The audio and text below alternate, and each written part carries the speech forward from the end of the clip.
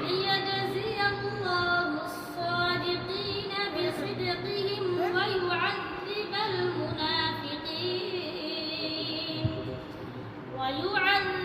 المنافقين إن شاء أو يتوب عليهم إن الله كان غفورا رحيما. صدق الله العظيم.